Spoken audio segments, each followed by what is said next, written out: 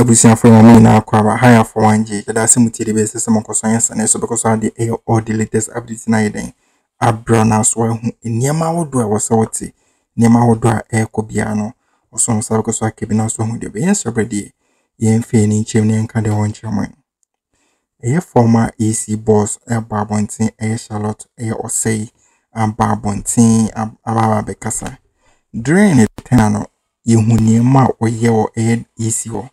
Jumadin, and they said you will see ma and munyam, and the credibility of easy one near the equation. The trust that man for easy no, you know, who said the easy course.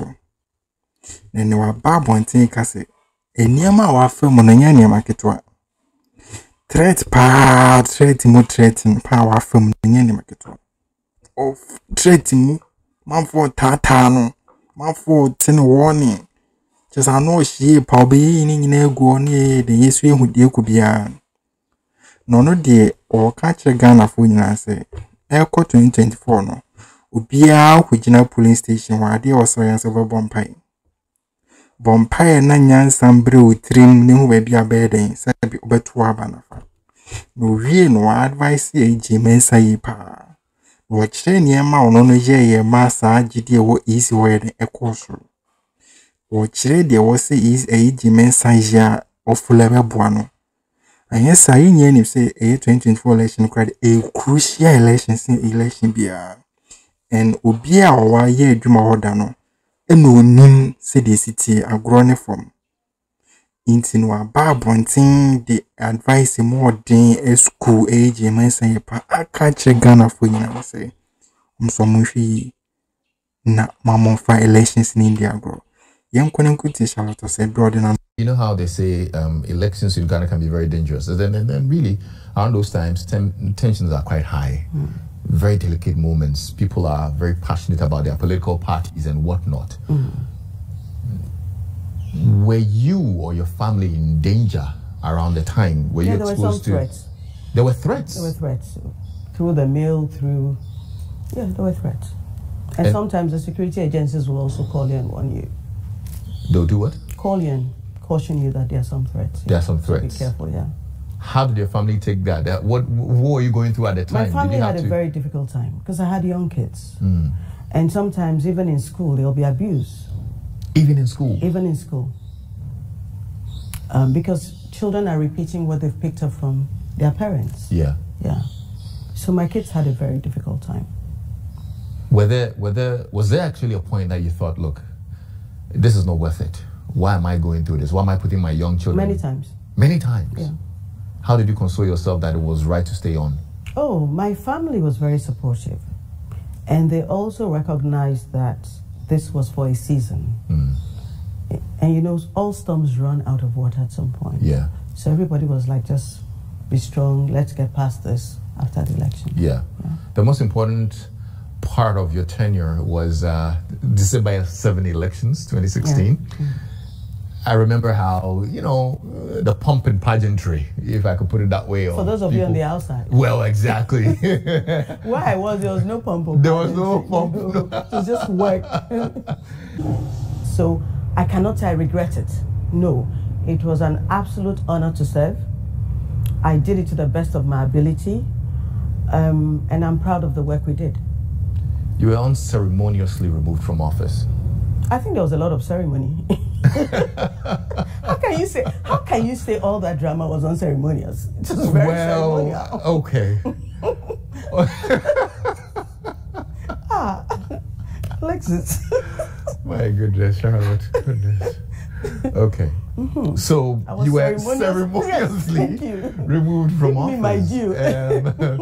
I remember the Chief Justice at the time, Justice Ľahakës, set up a committee to investigate certain claims and whatnot. Were you surprised at the turn of events? No. You were not? Why were you not surprised? I knew the people I was dealing with. I expected it. Because it was a whole drama. From the petition to... I wasn't... You think it was orchestrated to just... What do you think? I'm not in your shoes. I wouldn't think. Oh, go and read it. Go and read the petition and read But why do you think they would do all that? As for the why, I don't know. Was it a political plot? You would have to ask them. I don't know. Do you think it was?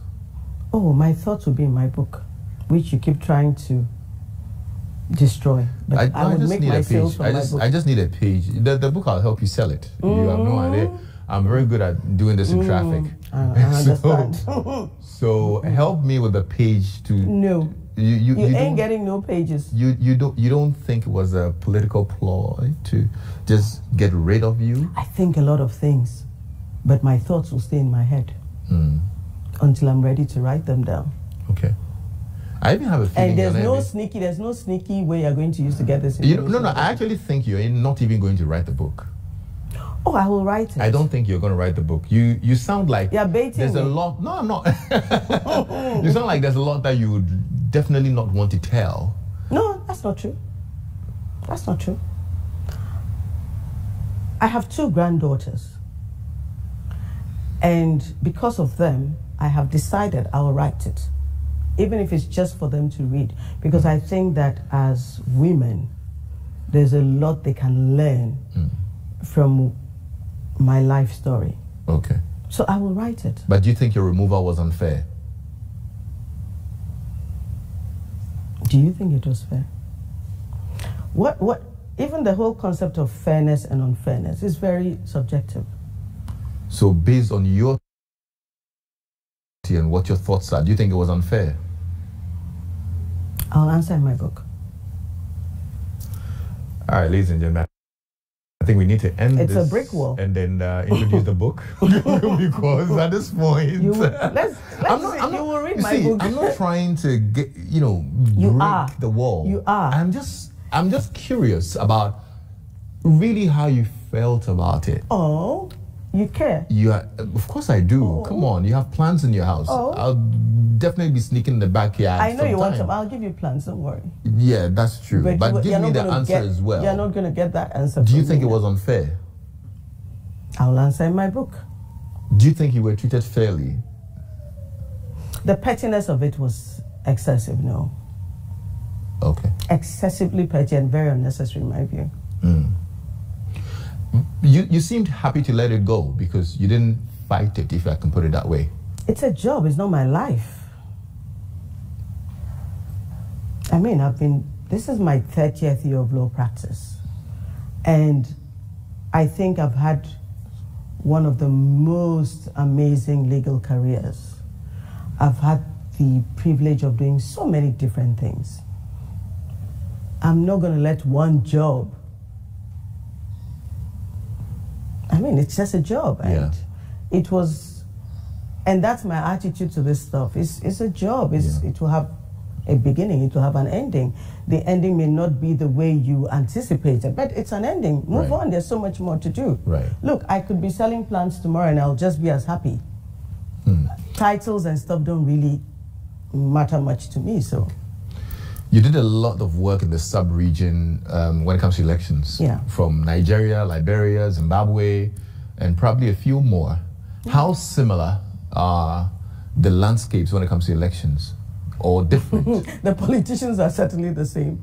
The structure of the Electoral Commission may be different. The laws may be different. But even as far as Afghanistan, the politicians are very similar. Same playbook. Same playbook? Same playbook. Wow. It's actually funny when you meet election experts chatting. It's funny, we can anticipate what's going to happen. Yeah. You compare notes? And it's funny. I've seen this before. Oh, we've seen it before, Afghanistan, I could tell them a lot of things. I had a Kenyan colleague. We had seen all this before, So from your experience, what's the main problem with elections, especially on the African continent? High levels of mistrust. The quest for political power is the value they put on it is a lot. And I think it's also because we've made it easy for people to make money from politics without having to explain. So the need for that power is excessive. Unlike systems, well, America is, same thing. systems where you don't have that much. So you see, like the British Prime Minister, you move into the house, elections happen, the following day he leaves the house with a few boxes. It's a very different system from here. Okay. Wow, you had a very colorful moment in there, like I mentioned earlier, with a little drama. But it's interesting. In the aftermath, you seem to have, had a very less dramatic life. Yeah. What keeps you busy now? What keeps me busy? Well, apart from the plans. Still have a law practice. Yeah. And I noticed a slight jibe on my plans, but I'll let it go. Yes. What would you say your expectations are of this year's elections? What's your message to Ghanaians ahead of the elections this year? I'm not sure I have a message for Ghanaians, but I, like every other right-thinking Ghanaian, I pray for a peaceful process. I pray that we do not have any loss of lives. I pray that we have an outcome that is not contested. And I pray that we have a good leader, a leader who has the people of Ghana at heart and who means well for the people of Ghana. And I would wish that before we vote, we would pray and then vote and then pray and have a peaceful outcome. I actually chanced on the latest Afrobarometer report, which actually says that the trust in the Electoral Commission is at an all-time low. I mean, you've been there before. What do you think they're doing wrong? Is there something you would probably think they should do to regain the trust? I don't read the news as much as I should, so it's hard for me to prescribe any, to make any prescriptions as to what they should do. But that being said, there are principles of electoral justice, there are principles of electoral integrity. And when you follow those principles as an election management body, you would find that trust would increase. There's also, I remember when I took over at the Electoral Commission, because of the 2013 election petition, there was very low trust in the election management body. And that was the reason behind a lot of the things we did. In fact, there was a UNDP-sponsored research that even recommended a change in logo that I was almost crucified for. But those were things about repositioning the EMB to build trust and confidence in the EMB. But beyond the logo and the strategic plan and those things we did, one of the key things we did was to open up the process. Okay. And so that's why we had things like this enhanced strong room with TV cameras in there. And I remember even on election day, we had a media management hub responding to queries on social media. Joy FM was in that room, I was in that room myself, and then we had the operations hub. Another thing we did was, in the run-up to the elections, I don't know if you recall, we even had a TV program where we played out scenarios and we engaged new voters, women. Those were all actions aimed at enhancing confidence in the elections management body, because when people understand the process, then they are more confident about the process. Okay. And so the engagement, and I don't mean communication, engagement. We were at the houses of chiefs, we were at the Christian Council, Catholic Bishops' Conference. We did a lot of engagement. And so those were the things. So we started with a very low Afrobarometer rating as well. I think it was in the 30s. And by the time of the elections, it was in the high 80s. Okay. And I remember there was also an Afrobarometer report that said that 90+% said they would accept any results announced by the Electoral Commission. Okay. So that enhanced confidence was the result of the enhanced engagement. Ebusiafo nyina ti Ş0t say na numa semaches or tudwa or the ups and downs of fame nneema hodo we say ye nyina as Ghanaian say den yesua film ene nneema we say Jimen sampa na ye den yesua film so no o breaking nya down ema ye den yeti ni nyina then as nneema o kafa Jimen san no ano hie pa which steps we take answer na the trust and the credibility in the EC office one a course na things say idea one tana ya de one fa India grokwa idea one portray say like or joining some political party oma obie who say we neutral person obie who so nye bias and how or visiting all the council, the Christian council, the peace council, and the Islamic, almost society no send your call advice, the near to talk one yet, la bekan we see be a selfish interest and also one yen who's to money. But from tea food tea semi Ghana for the air catcher. Now ye win in age and still not threatening the echo so. And ye nyina who sin handle the threat no. I just say national security for credit. It's me friend 10 one is hey she. I just we is any money nyina e go me. We will be our office order. Unu nim niema wo ho. Ni de ye be boy nyina. And ye confirmation we pa obi a wo say funny serious by James.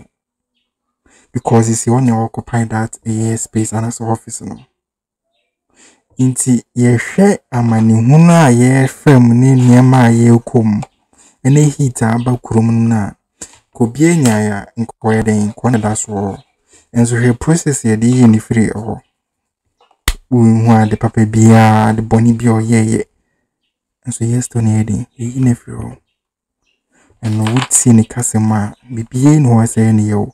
Because no nim say nkrofo no mu dealing no nim say sa na omote omunye nkrofo abitim do ho atom so especially omunim say unye MPP ni ono kra one shows we in this an MPP ni mpono oye no hu neutral mpono hwede esi na Jimen sa amanfo itime ready hu ni background and the political background party oye dem support to no dia o asempa boni bo ebon po ye pa inti wa show steps and be boama that office no respect na esisi aba from no be de bisa akoso wa che niema as do wa MPP4 especially one do agent about niema omo ye wo tan yi mama na kasa pa despite all the threatening no kasa no say nche krobe den obetwe book na sema obeka gum no nyense nketwa niema wo do a wo kan no kakra bi na ye de atwa abram we you bit imagine so comment on subscribe next share so when you say